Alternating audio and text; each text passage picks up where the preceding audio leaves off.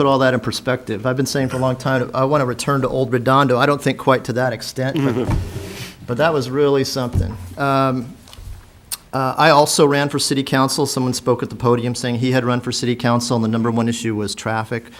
Well, when I ran for city council, the number one issue, actually there were more than one, but was public schools and public safety. And we're really at a decision point in this community when we're having this discussion here about what's going on in our harbor area as well as around town. And I would just like to do a quick straw poll here right now, that who wants their property taxes raised? Okay, we have a number of residents here in Redondo Beach. I'll just ask again, just if you live in Redondo Beach, who here wants your property taxes raised? Okay, for the record, nobody put their hand up. Now, we have a situation, did anybody up here put their hand up? You all live in Redondo, right? Okay. We hope so. Does the money go for teacher salaries? No. Okay, we have a scenario where we have expenses going up and revenues actually decreasing in the city. So we have to decide where we're going to get our future revenues, or we have to cut services. It's that stark. It's that basic. The state is not giving us money for additional services. They're cutting back 10% across the board. All right. Now, with respect to congestion, traffic congestion, that is an issue in the city. We worked extensively on it so far with issues like the signal synchronization, and we're looking on transit solutions, including a transit center. So we're trying. Now, another issue that was really important, certainly at least in my district when I was running for city council, was traffic calming measures. That meant that people are driving too fast on their streets. Okay, so we have an issue where on one hand we say we have too much traffic, on the other we have traffic going too quickly through residential neighborhoods. So we're working on that. With respect to the harbor area and people wanting to preserve views, I frankly think that the asphalt is ugly. And it's not a view that I think is worth preserving. So that asphalt, it's not only is it unsightly, it's not eco-friendly. And by eco-friendly, I mean that in two ways. One, ecological, and second, economical, or for our economy.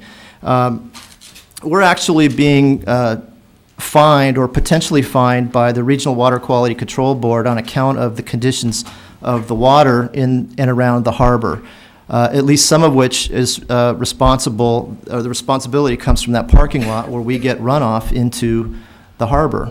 And a lot of the runoff includes bacteria and bird droppings and things that end up in the water that when the water's tested, the city of Redondo Beach is actually fined for. So the only way we can get green development in there is with some renewal.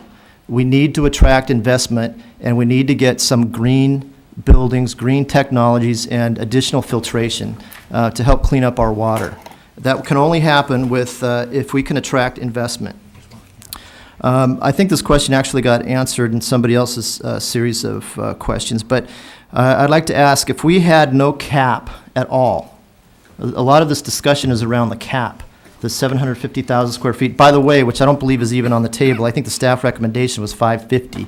So everybody that came that wanted to speak to the highest level and the most extreme example of what's being proposed here, and that 750 is not even a recommendation. It's something like 556 is the staff recommendation. But Randy, if we had no cap, what would limit development?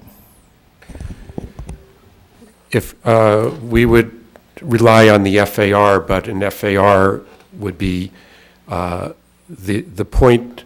If the Planning Commission recommendation of 557,000 square feet of net increase, if you take all the areas, that would average out to, I believe, a 0.55 FAR approximately, if you count everything. Okay, so it's limited by the FAR overall? Normally, in many zones, FAR essentially is your cap, but in this case, the idea is to allow enough flexibility for developments to accomplish a lot of things, and so there may be more intensity in some areas and less in others. But if you set a cap at a 0.65 across the board, it would result in far more than 600, 700,000. It would, I'd have to look up the numbers, but it would go up substantially. All right, well, the other part of the answer to that question, though, is the Coastal Commission.